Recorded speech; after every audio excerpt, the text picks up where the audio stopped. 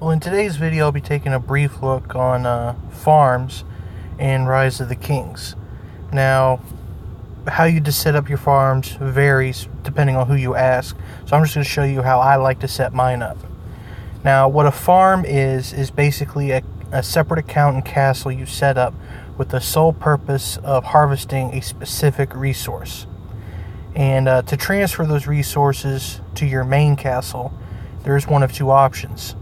You can bring your farm over into your alliance and send resources that way. But the easiest and most cost-effective is to just attack your farm with your main.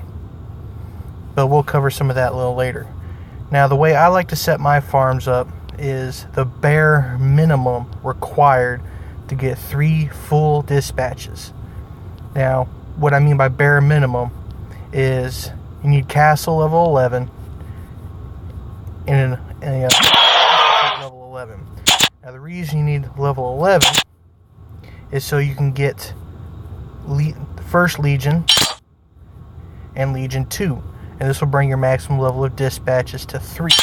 And that is pretty much where your farm is going to stay. Now, once you have 3 dispatches, you train almost specifically level 2 troops. The reason for this is they have better carrying capacity than level 1, and they're cheaper than anything else, and they don't eat a whole lot. So, train level 2.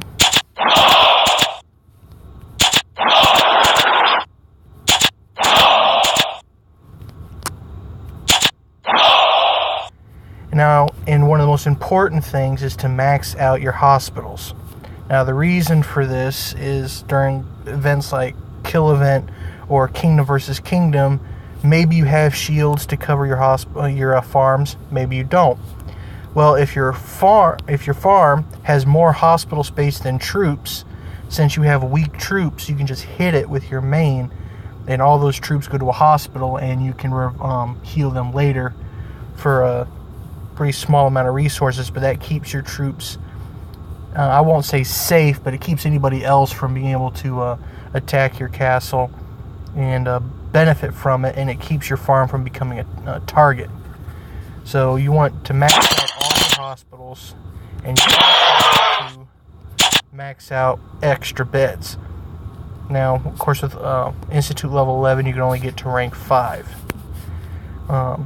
In a previous kingdom, I actually brought my castle up to level 12 and the Institute to 12, so I could research more extra beds as well as increase my hospital level. But at this, I have 66,000 troops and 84,000 wounded capacity. So for a Kill Event or a Kingdom versus Kingdom, I can hit this with my main and I won't lose any troops. Now, for your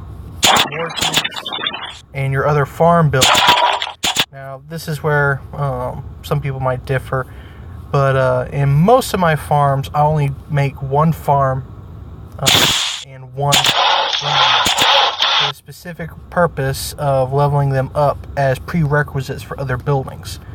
With my farms, I just like to do the bare minimum, spend as few resources as possible to get to those 3 dispatches. Now, with war tents, yes, by leveling them up, you can get them to fill up your 3 dispatches faster. But again, once you get to those full 3 dispatches required for whatever tile you're wanting to harvest, what's the point of having a max level war tent? There is none. Once you hit that troop ceiling, you're not training for wars or anything, because all you're doing is farming. So to me, war tents are a secondary building to train, or to level up, sorry. But once you have your hospitals leveled and there's really nothing else, then yeah, I'll usually go back and train up or level up my war tents. Now, and of course, don't forget, you still have access to warplay in your farms, and that can give you a huge boost excuse me, to resource crates.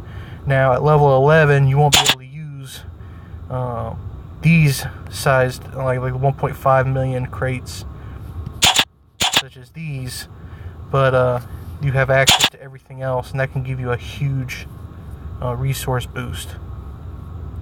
Now, the other thing to talk about is specialization. What resource do you want this farm to harvest? To get the most benefit out of your farm, you want to specialize in either wood or grain, or in some cases iron. I normally don't set up my farms to harvest iron. I leave that to my main, but that is an option. And what I mean by specialization, you go here to your skill points and to development. There are different trees for different resources. This farm is a wood farm, so I stayed with skills that increase lumber collection rates and production. But you also have for wheat and iron. Now, usually in my previous kingdom and in my goal for this kingdom is to have a total of 4 farms feeding my main, 2 wood, 2 wheat. With all of those running, you can pretty much get enough resources for pretty much anything you want fairly quickly. But I usually keep iron and silver harvesting specific to my main castle. But that's a brief overview of how I like to set up my farms. I might get into more detail in another video. But for now, have a good night.